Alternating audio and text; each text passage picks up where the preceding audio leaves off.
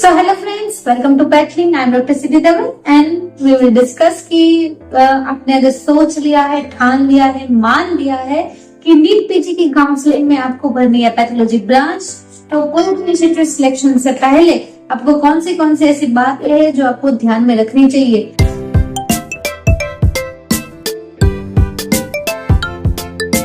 तो पहले तो हम बात करेंगे रियल लाइफ सिनारियोस।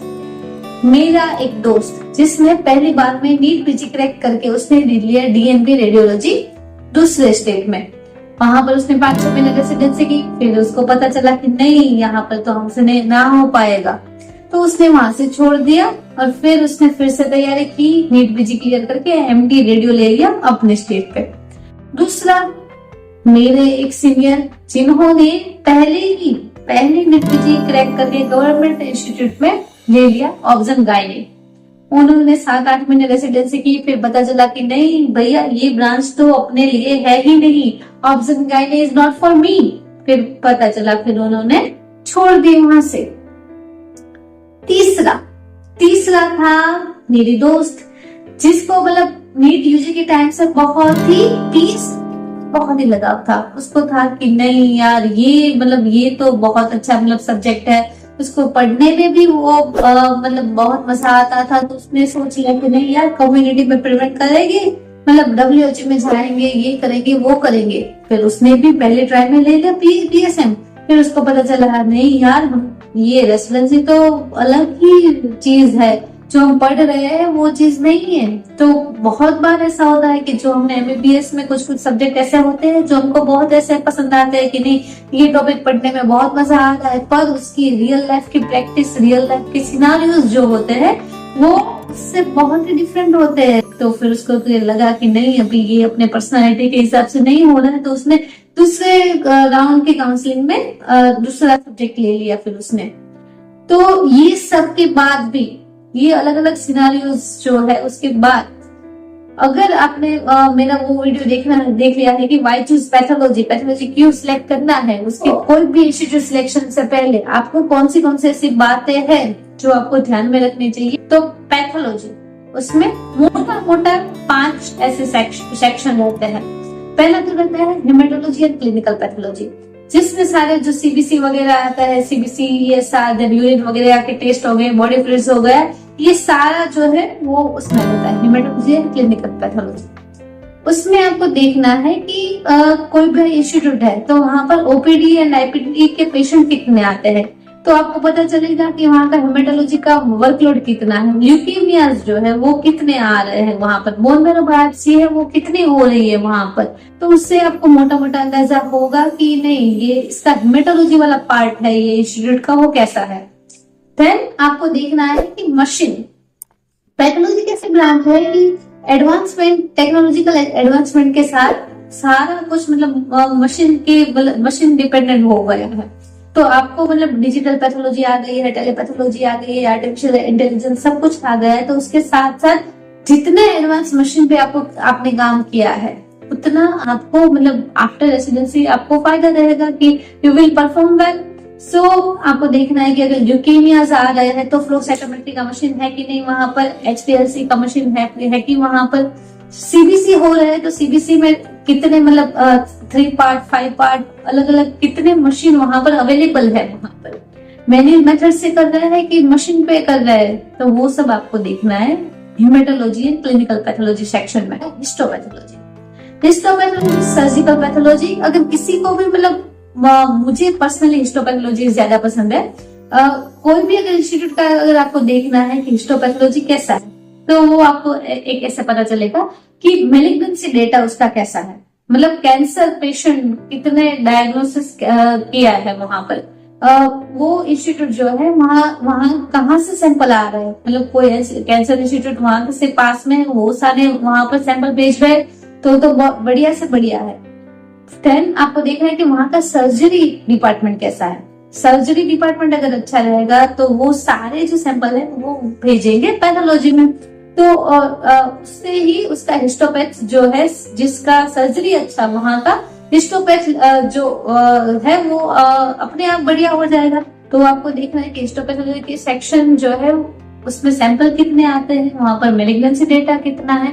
तो कुछ इंस्टीट्यूट में क्या रहता है कि थोड़े छोटे मोटे सैंपल की बायोप्सी वगैरह देख लेते हैं, पर अगर कुछ बड़ी बायोप्सी या कुछ आया तो वो आगे भेज देते हैं।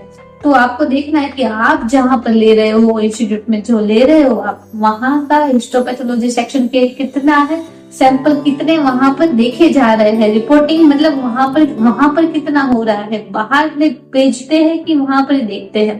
फिर इम्यूनोहिस्टोकेमिस्ट्री IHC वहां पर अवेलेबल है कि नहीं, क्योंकि अगर हिस्टोपैथोलॉजी का डायग्नोसिस करना है ना अगर आपको, तो IHC मतलब रहेगी जरूरत में। तो कुछ इंस्टीट्यूट कैसे होते हैं कि वहां पर अच्छा बायोप्सी हो गई, बायोप्सी देख ली, पर आगे फर्दर वर्कअप के लिए IHC मतलब अवेलेबल नहीं रहती। तो IHC अगर रहेगी तो आपका मतलब हिस्टोपैथोलॉजी वाला जो सेक्शन है वो अच्छा रहेगा। तो आपको पूछना है कि IHC एंड अलग अलग मशीन वहां पर अवेलेबल है कि नहीं। टिश्यू के फ्रोजन सेक्शन है तो फ्रोजन सेक्शन आ रहा है कि नहीं वहां पर। देन है साइटोपैथोलॉजी में जो हमारे FNAC वगैरह हो गई, बॉडी फ्लूइड्स है, वो सब हो गया।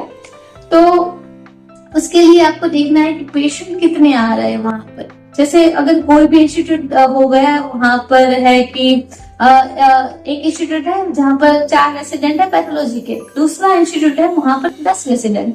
सो वहां जहां पर 4 रेसिडेंट हो गए ना, उनका हैंड्स ऑन FNAC का खुद से जो FNAC करेंगे वो लोग, उनका स्किल उनकी ज्यादा अच्छी होगी कंपेयर टू कि जहां पर 10 रेसिडेंट हो गए, वहां पर हैंड्स ऑन इतना नहीं मिलेगा।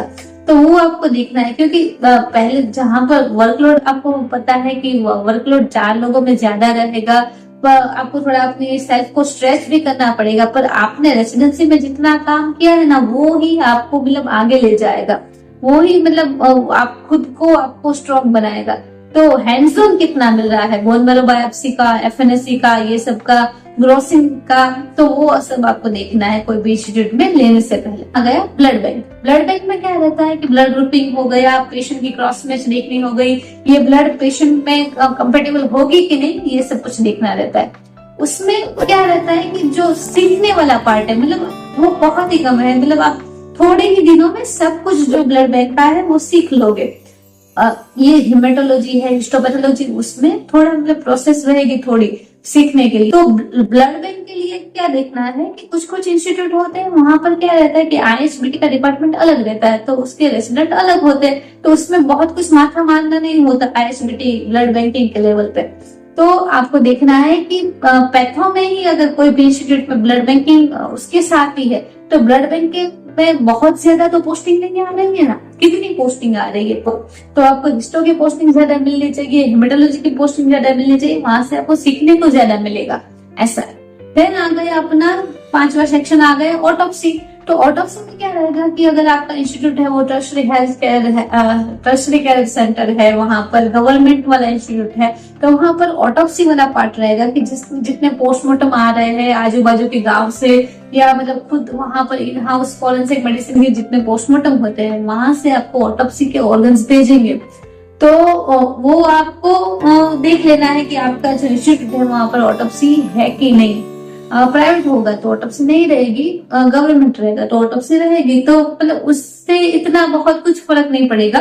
पर आपको हेमेट एंड हिस्टो वो दोनों का तो देख ही लेना है कि वहां का सैंपल कितने आ रहे हैं, वर्कलोड कितना है, मशीन एडवांस है कि नहीं।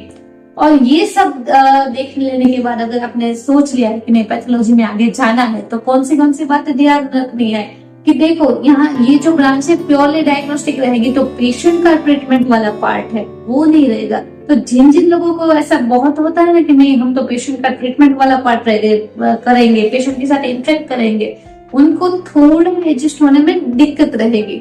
तो ये प्योरली डायग्नोस्टिक ब्रांच है, पेशेंट इंटरेक्शन कम से कम रहेगा इसमें। फिर दूसरा ये है कि पढ़ाई करनी पड़ेगी यहाँ पर, मतलब बड़ी बुक्स आएगी, पूरी सब सिस्टम कवर होती है इसमें। ये ENT जैसा मतलब ENT में क्या है कि हेड एंड नेक हो गया, चलो ये वाला पार्ट इसके मतलब लिमिटेड हो गया। पैथोलॉजी ऐसे नहीं है, पैथोलॉजी में सारी सिस्टम आएगी पूरी।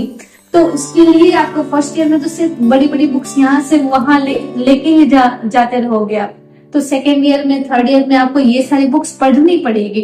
तो आगे इसमें पढ़ने के लिए तैयार रहना होगा आपको। देन आगे एक होगी, एक आपको रिक्वायर है कि कंप्यूटर की स्किल्स, जो बेसिक लेवल की जो स्किल होती है वो तो रहेगी, क्योंकि इसमें क्या रहेगा कि टाइपिंग, रिपोर्ट्स की टाइपिंग हो गई, सॉफ्टवेयर में आपको कुछ करना है, फिर मशीन के साथ कुछ करना है, तो ये सब में थोड़े थोड़े जो बेसिक लेवल के जो कंप्यूटर स्किल्स है वो तो चाहिए ही चाहिए।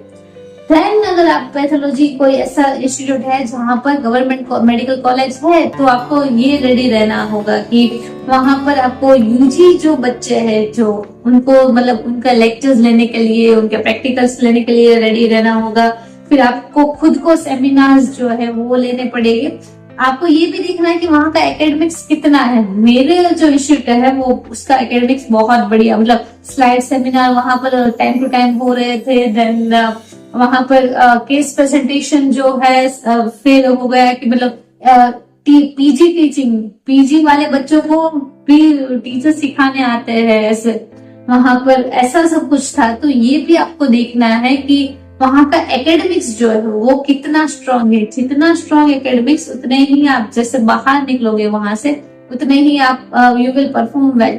सो इसके अलावा अगर आपको कोई भी ऐसी क्वेरीज आ रही है regarding the institute for the pathology branch, so आप कमेंट में बता सकते हैं। मैं मेरे हिसाब से जो जितना जानती हूँ मैं अपने हिसाब से उसका आंसर दूंगी। तो this is doctor Siddhi Raman signing off.